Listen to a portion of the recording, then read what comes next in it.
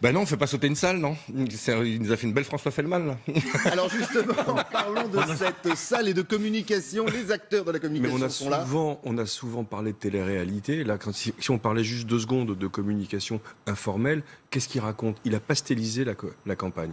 Il y a du rose, du jaune, du bleu ciel. Donc tout est beau, tout est gai, mais c'est plus de la télé-réalité. On est revenu à Hélène et les garçons. C'est le plateau d'Hélène et les garçons, c'est la cantine de la fac. Lui, il est au milieu de tout ça comme un évangéliste, c'est ce qu'on disait tout à l'heure, en train de hurler comme un gourou, mais il est presque effrayant. Oui, parce que dans le montage, on avait le premier meeting emblématique d'Emmanuel Macron, et là, celui de Marseille, samedi, idem. Mais sur le plan de la communication, c'est presque effroyable parce que finalement, tous les atouts qu'il avait au début de la campagne, la jeunesse, l'empathie, le désir de changement, il les a cachés derrière cette gadgetisation de la campagne qui fait qu'aujourd'hui, franchement, moi j'ai regardé tout le meeting hier soir, je l'ai regardé sur YouTube pour être précis, mais je me suis endormi. Il n'a strictement rien annoncé d'intéressant. C'est terrible pour lui. Et en même temps, il y a une logique, parce qu'en fait, Emmanuel Macron a construit sa campagne sur de la pédagogie. Et en fait, la première chose que l'on regarde quand on conseille un dirigeant, c'est qu'on le laisse parler naturellement pour comprendre qui il est et faire une sorte de profil de sa personnalité, surtout de sa façon de communiquer. Dans les grandes lignes, il y a 3 profils. Vous avez les émotionnels, type Mélenchon, Le Pen, qui parlent avec leur cœur, qui parlent avec leurs émotions. Vous avez les factuels, comme Hamon, Fillon, qui sont des hommes très structurés, qui répondent par des faits. Et vous avez une 3e catégorie, qui sont des gens qui ont besoin de tout expliquer. On appelle ça plutôt les narrateurs. Et Emmanuel Macron est un narrateur. Et là, il est en train de jouer... avoir une prestance, je vous suis, et une voix pour narrer. Voilà. Et il est en train de jouer contre nature, parce qu'il ne faut pas oublier que c'est un homme très introverti. C'est pas un communicant naturel, Emmanuel Macron. C'est un donc introverti. Si je vous suis, c'est quelqu'un qu'on a fabriqué. Et là, aujourd'hui, il a surtout une gestuelle qui nous rappelle un autre Roquet. Il s'est mis en scène par l'apprentissage du théâtre depuis tout petit. Et petit à petit, c'est un homme qui travaille énormément, qui est très intelligent, qui apprend vite. Donc on l'a formaté pour des discours. Il est dans sa zone de confort. Il explique son programme qu'il connaît par cœur. Là, il change de ton parce que maintenant, on est à 3 semaines. Il est en tête, donc il a une très forte pression.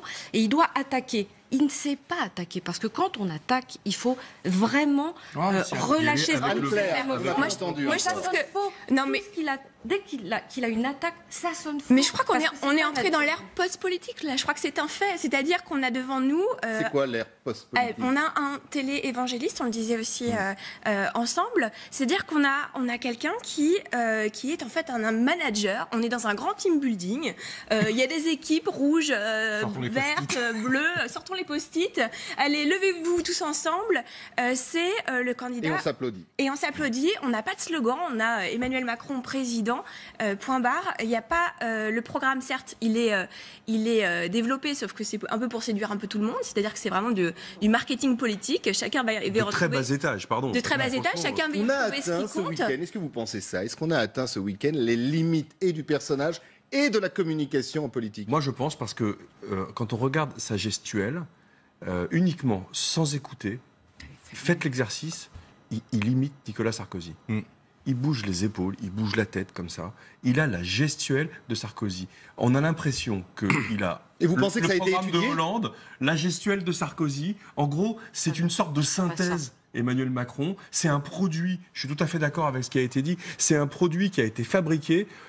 Il est probablement le jouet ou la marionnette de quelqu'un qui aurait aimé pouvoir se présenter, mais qui malheureusement n'en a pas pu. On va y revenir. C'est donc le nom que vous avez prononcé, mon cher Christophe.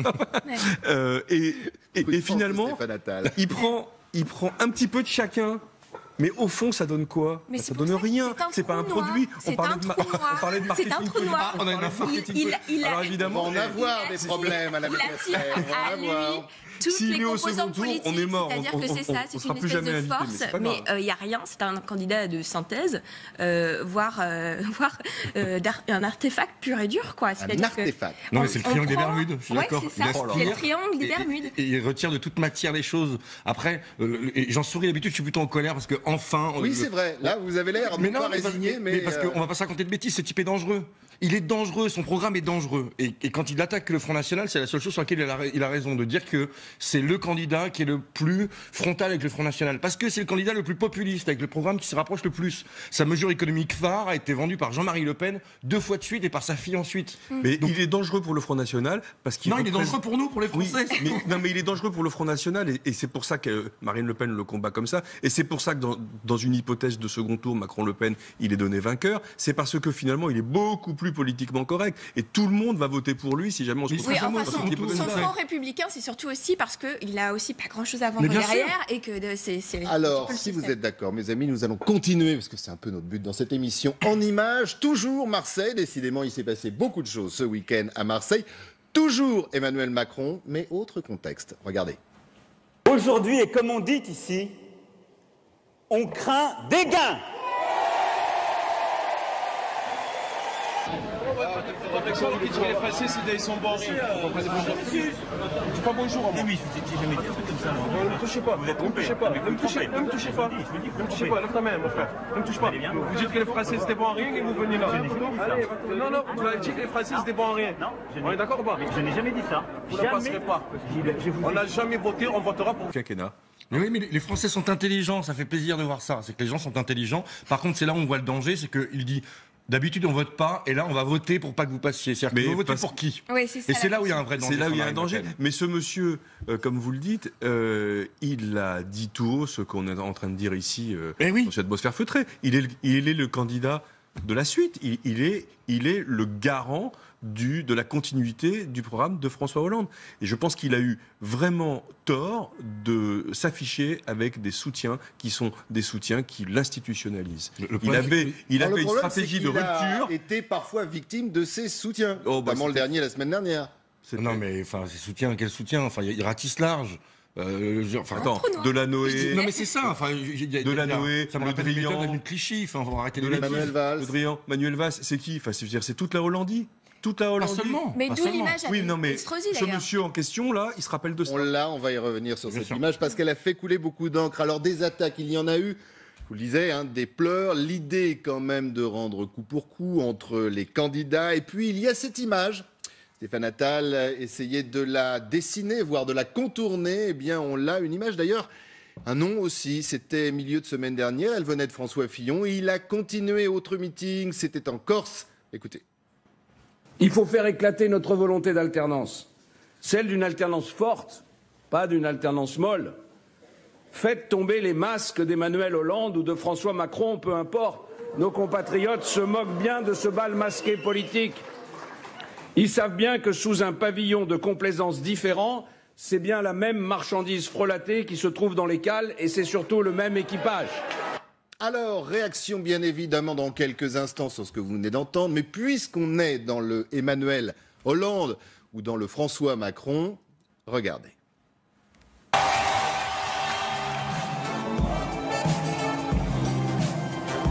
Bonjour à vous. Bonjour Marseille.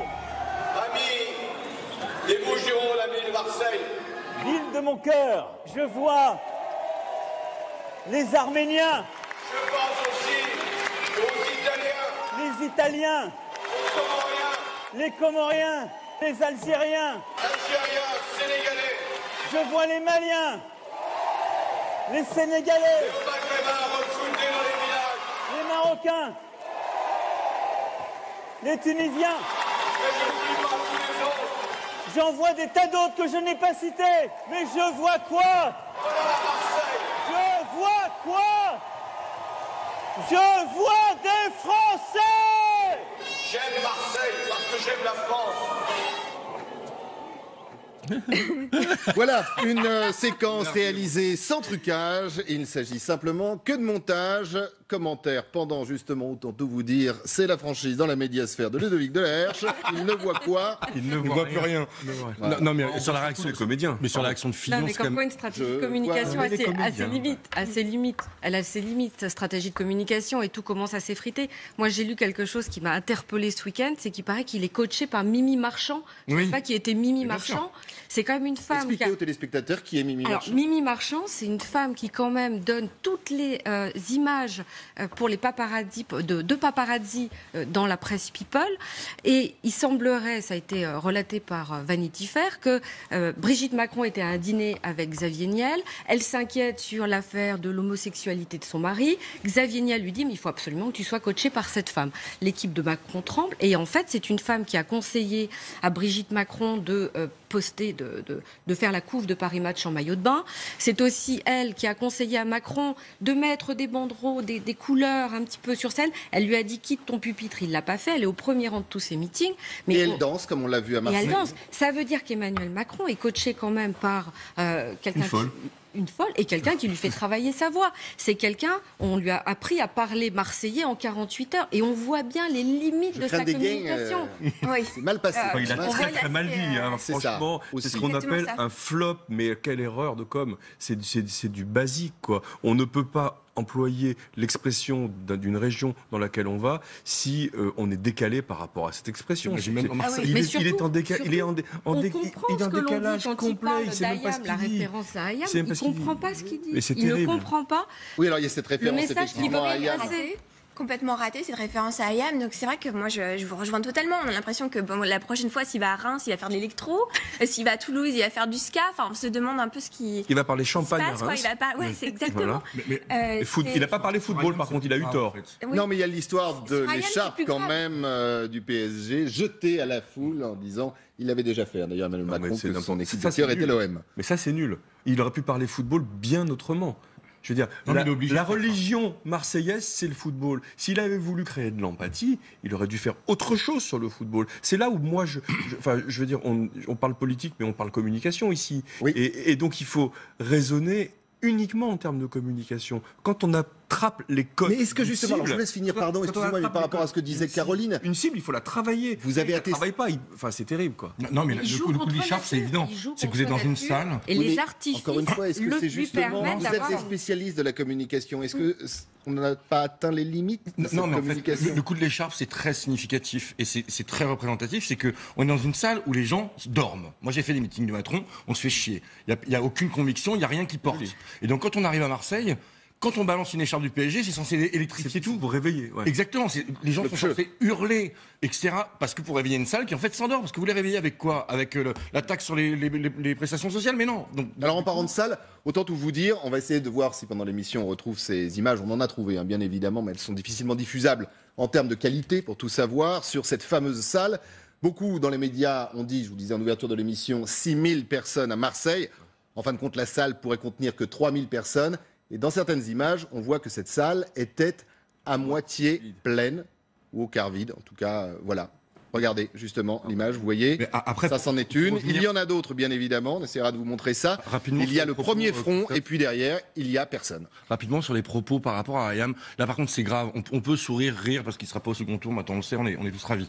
Mais par contre sur Ayam c'est grave, parce qu'on prend un morceau emblématique d'un groupe marseillais, mais qui en fait parle pas que de Marseille. Il parle du déterminisme social, qui fait que quand on est un enfant et qu'on est dans une famille pauvre, c'est beaucoup plus compliqué que quand on est dans une famille riche. Et ce texte est splendide.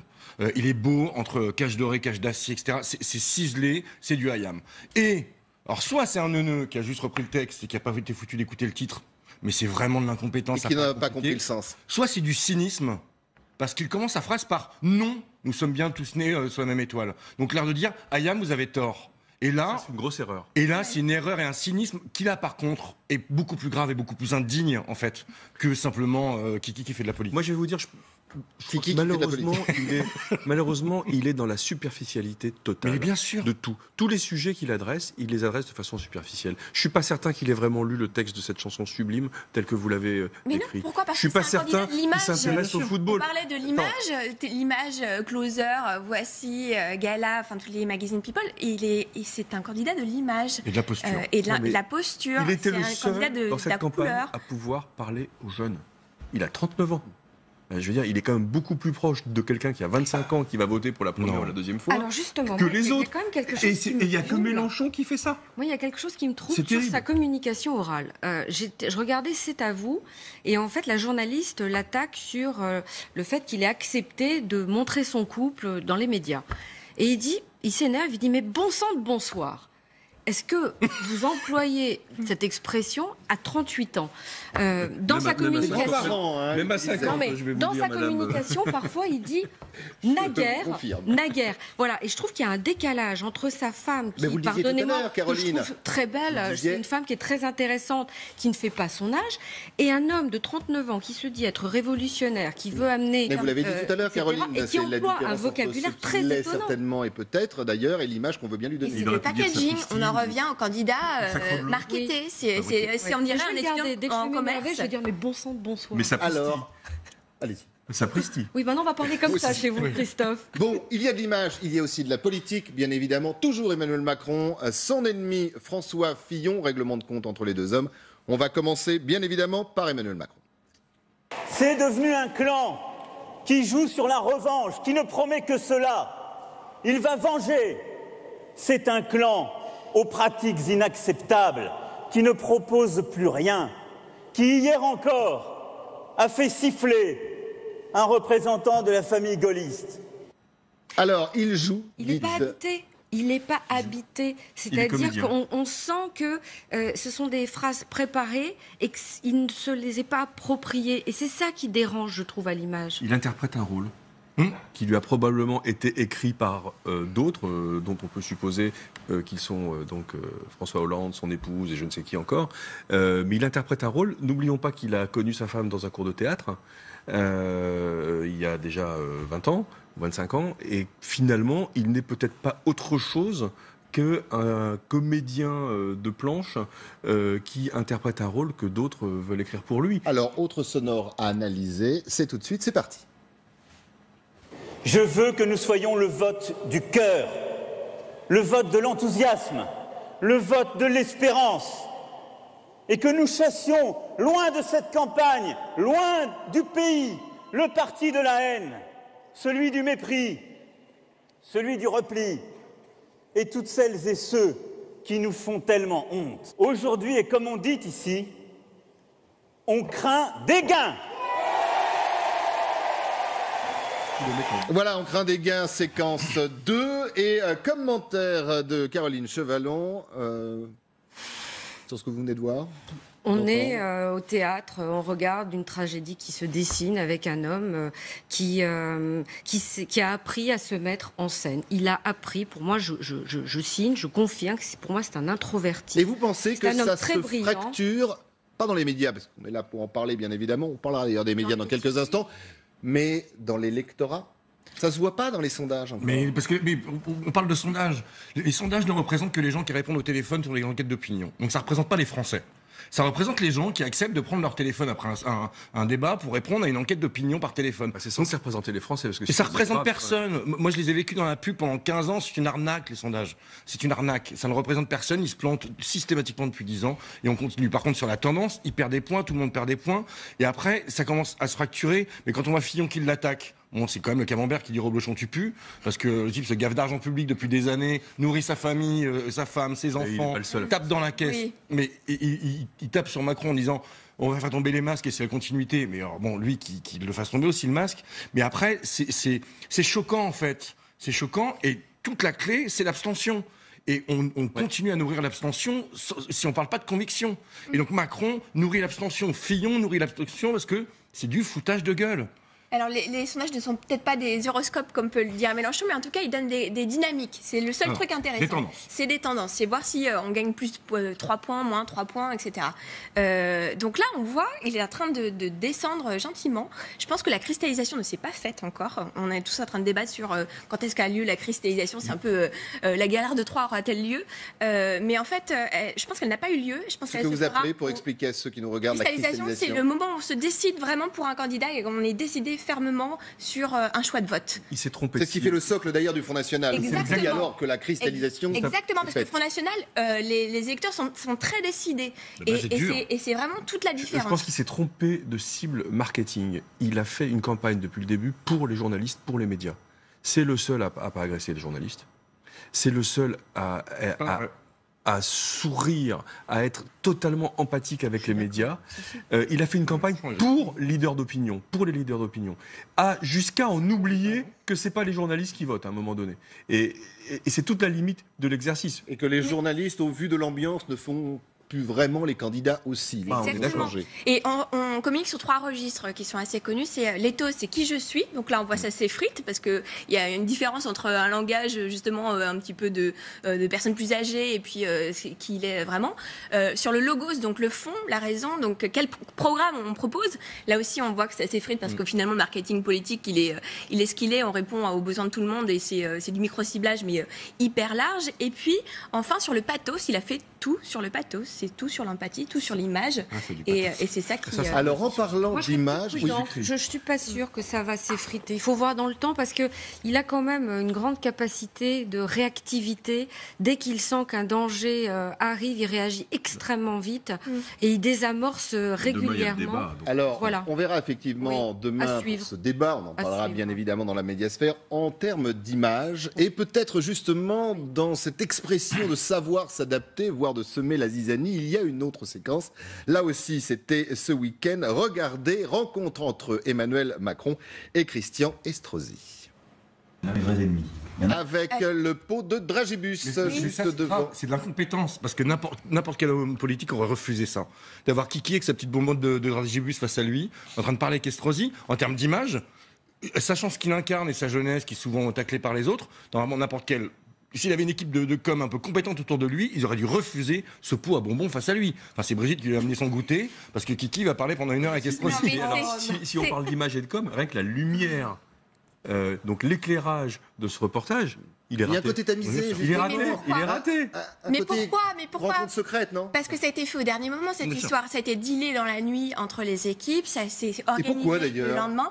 Et bien pourquoi? Pour contrer on va y revenir. Pour contrer Emmanuel Hollande, lancé par Fillon. C'est-à-dire que là, on a vu tous les valsis qui arrivent. Et Estrosi, sarkozyste, se prête au jeu. Bien sûr. Bien sûr. Et puis, il est redevable d'une certaine façon.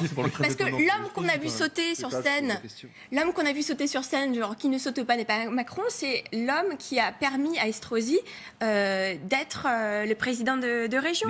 C'est-à-dire qu'il est redevable, Estrosi, d'une certaine façon, et il joue aussi le fait qu'il a été hué la veille dans un meeting pour défendre François Fillon, et qu'il a toujours appelé à voter Juppé. Il a demandé à Fillon de se désister plusieurs fois. Il cherche un job. Non, mais sur 48 heures, il a vu ces deux. Mais ça ne vient pas d'Estrosi, hein.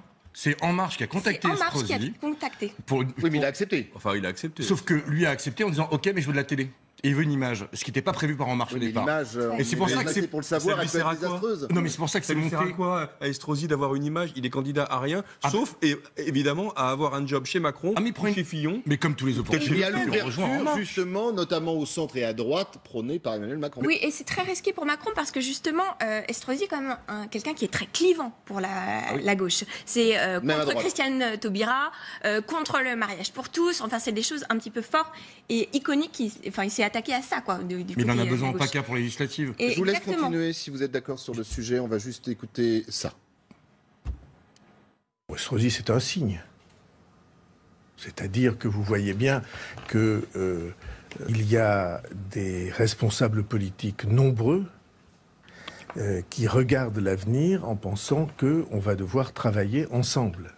On partage l'essentiel Estrosi-Macron. Mais ça, c'est génial. On a fait du chemin. C'est aussi le mot ralliement qui est utilisé dans cette campagne à tout va. Alors, ralliement, là, ils ont inventé un nouveau jeu, c'est-à-dire qu'on avait le ni oui ni non, c'est le ni ralliement ni soutien. Donc, on a une visite républicaine qui veut bien dire ce qu'elle veut dire d'une certaine façon. On est quand même très très loin des belles campagnes politiques.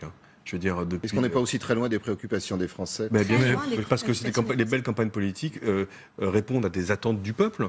Et aujourd'hui, la campagne politique, elle répond soit des attentes des réseaux sociaux, soit des attentes des journalistes. Non, mais ce qui est plus. Moi, j'ai juste une citation que je trouve assez intéressante, qui dit Estrosi, c'est la banalisation du discours de l'extrême droite. Il ne cesse de préparer un nid douillet au Front National. Mais là, ça, c'est le mouvement En Marche il y a 1 an. Donc on voit la profondeur des convictions, et ça, c'est grave, parce que c'est pas tellement parler aux Français de leurs problèmes, parce que ça, c'est pas très intéressant, mais le fond pédagogique de réconcilier avec la vie politique, avec la vie citoyenne, de construire un projet, et en plus d'arrêter de mentir. Parce qu'on continue de mentir. Ce matin, la Bourse de Paris est en train de battre tous les records. Donc notre économie va très bien. Pourtant, ils nous disent que ça va très mal. Sur la xénophobie, le racisme, on l'entretient, parce que c'est ça qui est grave, en fait. C'est que non seulement la campagne est creuse, mais surtout, c'est pas de parler des problèmes aux Français. C'est surtout d'avoir une vraie logique de pédagogie, de réconciliation avec la politique et de reconstruction d'un avenir commun. C'est pour ça qu'on est vraiment dans l'ère post-politique. Exactement. Et je pense que c'est ça qui émerge, c'est-à-dire que c'est le candidat du moment. C'est-à-dire le candidat qui ne parle pas du sens, justement, qui est sur la forme et sur l'image, et il agrège un peu tout ça. Est-ce que vous voulez entendre une réaction politique à ces séquences qu'on vient de voir, et vous allez pouvoir continuer sur le terrain où vous étiez. C'est parti. Monsieur Estrosi à Marseille reçoit Monsieur Macron. Et chacun de déballer le grand jeu de courbettes, de déclarations inamourées, de promesses de travailler ensemble. Quand ça? Demain? Non! Aujourd'hui! Dès maintenant! Et pourquoi faire? Faire reculer le chômage? L'insécurité, mettre à bas le terrorisme, le communautarisme. Non! Faire battre le Front National. Voilà. Elle fait du Le Pen, mais elle le fait très bien. C'est ça. J'allais dire, on est loin de la com, entre guillemets. On est dans le fond. Bah non, elle est aussi dans la com, mais elle en a besoin encore. On n'est pas dans le fond. Elle est à l'école de son père. C'est que de la com, parce qu'elle fait on est dans le fond de cuisine du Front National. Exactement, c'est ça. Elle est toujours dans la victimisation. D'ailleurs, je pense que... Sur le contenu, bien sûr, on est dans le fond de cuisine. Mais elle irradie l'écran par rapport à Macron. C'est terrible. J'ai pas du tout envie d'avoir à dire ça, évidemment. Mais elle est super forte, quoi. Elle occupe tout l'écran. Elle est tribun ou tribune, je sais pas comment on le dit au féminin. Mais c'est une Le Pen, c'est une vraie Le Pen. Donc c'est quelqu'un qui est capable d'haranguer les foules. C'est intéressant parce que je trouve que Marine Le Pen, elle a grandi avec la politique et on le voit bien dans les images. C'est-à-dire que quand elle a 18 ans, elle est vraiment la fille de l'adolescente un peu rebelle. Après, on va sentir la femme. Et aujourd'hui, je trouve qu'elle est dans des codes de communication de la maman protectrice. Et ça se voit quand elle apostrophe des électeurs dans la rue. J'ai vu une image où elle disait à l'un d'entre eux, bon, vous avez terminé, je peux causer maintenant. Et on avait vraiment l'impression que c'est la maman qui va dire à table, qui tape la main sur la table. C'est Alice Sapritch dans Folcoche. Voilà. Alors, autre communication, autre élément qui revient assez souvent et très souvent, bravo pour l'image, dans cette campagne. Alors, ils l'ont tous fait, notamment ce week-end, la presse. Et comme on parle de presse, on va revenir avec Marine Le Pen. Ça pourrait résumer ce que pense une bonne partie des candidats d'ailleurs. Les médias se déchaînent pour tenter de nous atteindre de leurs flèches venimeuses. Le but ne sera pas de commenter avec neutralité et déontologie, mais de dénigrer, de caricaturer, parce qu'ils ne savent faire que cela dès que j'ouvre la bouche. Sûrement auront-ils à peine écouté le discours d'ailleurs, mais plus d'un Français n'est dupe de cela.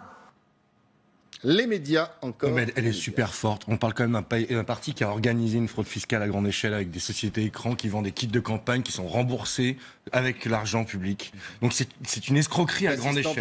L'assistant parlementaire. Qui était organisé, on a les mails, etc. Ouais. Et on a quand même quelqu'un qui est sur scène avec marqué au nom du peuple, alors qu'elle a tapé dans les poches pour pouvoir nourrir des gens qui sont... Enfin, le Front National s'est construit avec des gens qui ont des noms à particules. On parle de noblesse installée. Elle a été nourrie. Oui, alors là, on veut se retourner vers les médias, ça ne passe pas en tout cas, ça a du mal. C'est pas François Fillon. Et on a quelqu'un qui parle aussi à l'électorat le plus populaire, alors que c'est quand même quelqu'un qui vient aussi d'une grande bourgeoisie. Il y a une espèce de hiatus comme ça, et pourtant tout passe. Tout est calculé dans les vêtements. D'ailleurs, je ne sais pas si vous l'avez vu. Tout simplement parce qu'on s'y attend. La concernant. Sur l'Europe, c'est évidemment s'y attend. Ce qui a provoqué l'affaire Fillon, c'est qu'on ne s'y attendait pas. Le peuple ne s'y attendait pas. Et il a provoqué un effet de sidération suite aux révélations du Canard enchaîné qui a cristallisé sur les affaires. Mais avec elle, on s'y attend, ça a toujours été comme ça. Sauf son père est un magouilleur, je suis entièrement d'accord avec vous. C'est un grand enfumeur. Sa fille, pareil. Il va savoir si les deux sœurs, c'est pas la même chose aussi. J'en sais rien. Mais la grande différence, effectivement, c'est finalement, qu'elle n'a jamais dit qu'elle était irréprochable. La grande différence avec Fillon, c'est ça. C'est d'ailleurs ce qu'il a regretté ce week-end en Corse, François Fillon, quand il a dit voilà, je l'ai dit et c'est pour ça que tout le monde m'est tombé dessus. Bien sûr. J'aurais pas dû le dire, c'était une erreur. Pas le fond, d'ailleurs, mais la formule était une erreur. Mais en plus, il y a un fond. Je vais vous raconter une scène avec Marine Le Pen que j'ai vécue il y a quelques années. Il y a un fond chez elle qui est assez intéressant. Je me suis occupé d'une école de rugby pendant très longtemps et son fils jouait à Suresnes. Et donc, j'étais moi avec le Racing et toute l'école de rugby du Racing. Et elle vient chercher son enfant. Et elle sait que c'est le Front National, elle a l'habitude de l'hostilité des gens, etc. Et on voit qu'elle balaye et rapidement. Moi, je me suis battu toute ma vie contre le Front National, donc ça devait se voir. La seule personne qu'elle a targetée, c'est moi, et pendant 2 heures, elle m'a pas lâché. Et elle est redoutable parce qu'elle est habile, elle est intelligente, c'est une femme cultivée. Donc tout est bien travaillé et elle aime cet affrontement d'aller tout le temps au plus difficile. C'est la grande différence qu'il y a 2 grands populistes aujourd'hui qui sont elle et donc Macron. La grande différence. J'allais vous poser la question, vous voyez. J'en prends un petit peu quand même. Parlons pas de Mélenchon il y a 5 ans. On va en parler pourtant dans 2 minutes. Mélenchon, aujourd'hui, c'est très différent, en fait. Et sur le fond de son programme, il a un fond populiste depuis très longtemps.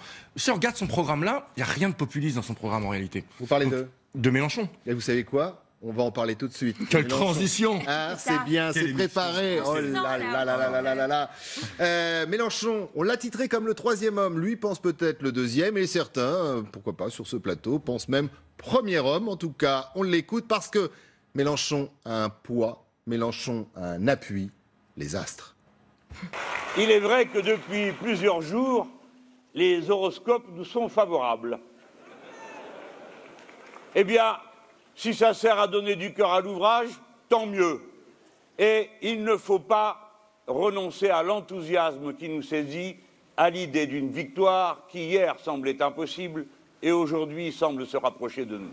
Alors on va parler fond, on va parler forme, et Stéphane Attal en parlait en regardant les images, en disant les images, le public, les jeunes. Les jeunes, la densité, la compacité de la foule, il parle à des fans. Le dernier qui a été élu par des fans, il s'appelle Trump.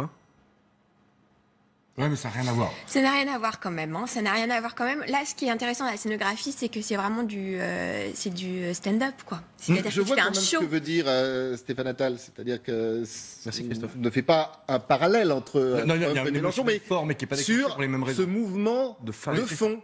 Oui, mais... Et autant tout dire à celles et ceux qui nous regardent, même dans les médias.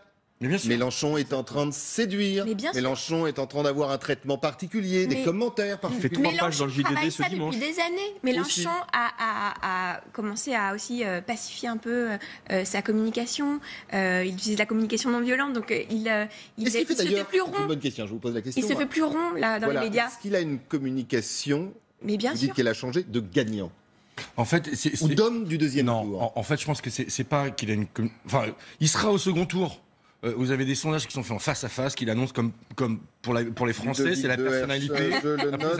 Et il sera au 2e tour. 9h44. En fait, la grande différence dans la communication, c'est que Mélenchon s'est aperçu que son personnage nuisait à son propos. Oui. C'est-à-dire que l'homme énervé, grognon, etc., nuisait au fond, parce qu'en fait, le fond de son programme n'a pas changé. Quand on regarde et qu'on remonte en arrière, il maltraite les médias. La même chose, il maltraite les médias et donc il a accepté lui de se mettre en retrait. Et ça peut faire plaisir à son électorat. Et du coup, il rentre dans une posture d'homme d'État. Parce que quand il gomme l'individu pour dire mon projet est plus important que moi, donc vaut mieux que je la ramène un peu moins, même si par moment ça ressort, mais il fait un travail sur lui. Et là, il rentre dans une stature d'homme d'État. Et sans compter le second degré. Lui travaille pour intérioriser, alors qu'Emmanuel Macron, vous nous l'avez expliqué tout à l'heure, lui travaille pour extériorise le vide. Donc hier, il a eu une séquence sur la santé publique. En termes de communication, ils sont totalement opposés. Mais il y a une chose chez Jean-Luc Mélenchon qui est incroyable, c'est que je pense que c'est le seul à vraiment prendre du plaisir.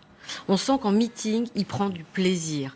Il est en communion avec son public. Parce que c'est pas évident d'un seul coup. Mais contrairement aux autres, il fait une campagne tranquille. Mais complètement. Depuis un an. Et il Est-ce qu'il est égal à lui-même? Il n'y a pas d'affaire, il n'y a pas d'ennemi, personne ne le trahit. On va parler de trahison dans quelques Pourquoi? instants. Parce qu'il a un socle de conviction qui est très ferme, c'est-à-dire qu'il est vraiment très solide sur ça. Il a juste eu l'image à travailler au fur et à mesure, et ça fait même plus d'un an. Il n'y a pas d'affaire. Qu'il fait ça, il n'y a pas d'affaire, donc lui il Et ça continue joue son petit beaucoup dans cette campagne? bonhomme de chemin. Pas encore. Et il n'a pas peur déjà. Elle serait déjà sortie à Ouais, 20 c'est ça. jours quand Je pense même. que là- Non, puis surtout, il a une vision, une conviction et un projet à défendre. Donc ça change tout. Ça change tout, notamment dans les meetings, mais sur l'ensemble de ses apparitions, il a un socle et quelque Il a chose même à un défendre. look, regardez la photo, il a même un look. J'imagine que s'il était au second tour ou s'il est élu président, il va y avoir une mode Mélenchon. Il est pas habillé comme On les le voit. autres, il a pris des habits de vieux trotskistes, faut dire ce qu'il est. François Fillon fut un temps avait essayé cette petite veste. Ouais. C'était Ouais. pas le même prix, mais il a essayé. Elle n'est pas le même prix, oui, en effet. D'ailleurs, il l'a Désolé. rendu. a-t-il dit. Le seul danger que je vois dans sa communication, c'est qu'à un moment donné, la forme prenne le dessus sur son programme et sur les idées qu'il faut en ressortir. Parce que finalement, on pourrait presque tous aller voir un meeting de Mélenchon pour le spectacle, parce que c'est un excellent orateur, parce qu'on attend sa petite phrase, on attend la façon dont il va être un peu Et il y en a à Et chaque d'ailleurs, meeting. regardez aujourd'hui, on parle plus de l'horoscope que de ses idées. Ce dont parlait Stéphane Attal tout à l'heure, et cette image avec Trump, il y a toujours la bonne phrase, on attaque toujours les médias, il y a toujours quand même, quelque part dans ces messages, des codes qui sont respectés, et ça fonctionne. Ça C'est que le Washington Post, la veille de l'élection américaine, donnait Clinton élu à 80%. Mais bien sûr. La veille. Donc c'est quand même terrible. J'en parlais avec un camarade hier à dîner qui était aux États-Unis à ce moment-là et qui me disait, notamment sur la Floride, tu sais, mais c'est juste incroyable que les médias comme le Washington Post ou d'autres annonçaient Trump gagnant et notamment en Floride, Clinton pardon, et notamment en Floride. On disait quand on prenait la route, les Américains ils l'affichent sur leur maison pour qu'ils vont voter et sur leur pare-choc. Sur la route, il y avait que du Trump. Donc c'est une espèce d'aveuglement et on est exactement dans le même cas. Merci beaucoup Ludovic. Décidément, nous avons vraiment préparé les transitions.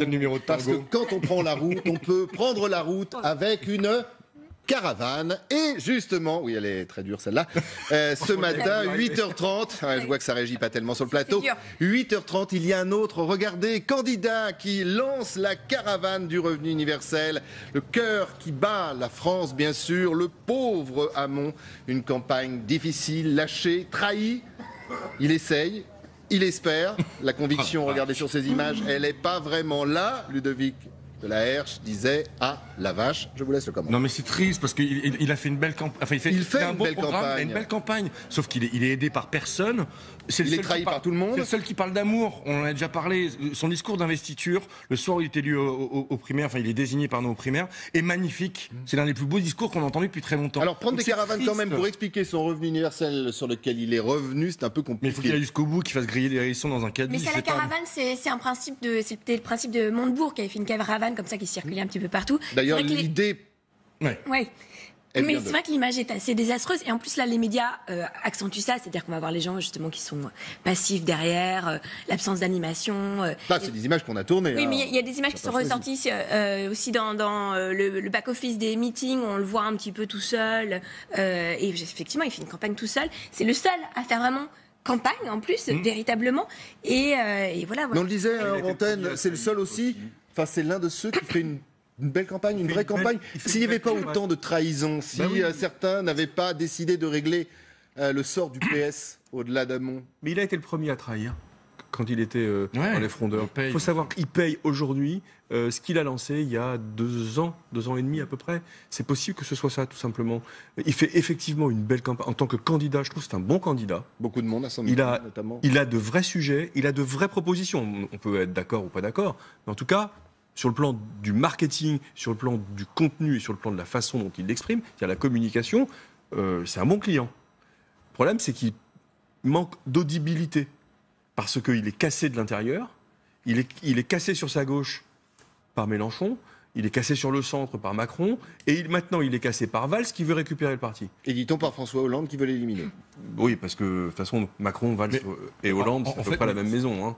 Et on l'a déjà dit ici, on en a déjà parlé ici, mais ce qui est choquant, c'est que ça reste encore une fois un non-respect démocratique. C'est-à-dire qu'il y a eu des primaires, des gens ont voté, et d'ailleurs il y a un mouvement qui s'est lancé qui est très intéressant, et je l'ai fait, pour aller porter plainte au commissariat pour abus de confiance pour les gens qui ont voté à la primaire socialiste. Ça commence quand Mais ça y est, C'est lancé. il y a plus d'une centaine de plaintes déjà qui ont déjà été déposées, on les regroupe, etc. Parce que le Parti socialiste est censé exclure Valls, qui s'est engagé sur l'honneur à suivre le candidat de la primaire. Les gens ont payé pour. Donc si vous avez payé 2 €, je vous invite à aller porter plainte au commissariat de C'est police. Judas. Pour abus de confiance. Exact. Et la plainte est recevable pour qu'on récupère au moins nos 2 €. Et Mais quand derrière, on portefeuille, on connaît tous. On va suivre d'ailleurs cette plainte. Pour l'instant, vous dites combien 100 personnes Il y a un peu plus de 200 personnes qui ont déposé plainte. Et il y a une pétition qui circule. Et il y a aussi une pétition. Quand vous reviendrez la semaine prochaine, on fera le point. prendra les chiffres. Bien évidemment. On connaît tous le spin doctor derrière tout ça.